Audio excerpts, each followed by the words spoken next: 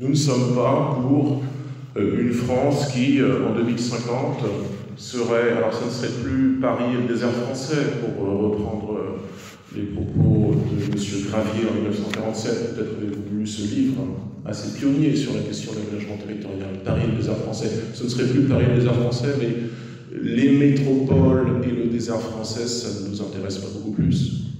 Nous voulons qu'il y ait de la vie économique, culturelle, qu'il y ait un tissu de vie dans l'ensemble des communes françaises, des communes rurales, comme des chefs-lieux de canton, comme des chefs-lieux de département. Et nous sommes attachés à ce que le département demeure.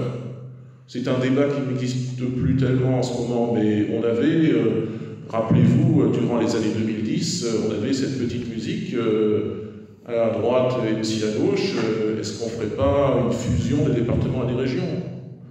Monsieur Sarkozy avait proposé, rappelez-vous, c'était je crois en 2009 ou 2010, un conseiller territorial, une fusion des conseils, des anciens conseils généraux, les conseils départementaux et des conseils régionaux. On était en train de nous expliquer que le département, qui est tout de même un legs de la Révolution française, bien que factuellement le département a été créé sous la monarchie constitutionnelle en 1790, enfin, le département, c'est tout de même un legs de la Révolution française.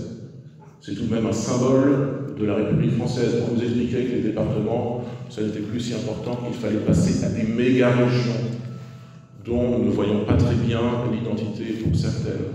Eh bien, pour résumer en quelques mots notre vision, nous sommes encore une fois attachés au triptyque commune, département, État. Je ne pense pas qu'on puisse techniquement démanteler les 13 nouvelles régions, ni même qu'il soit politiquement souhaitable de le faire.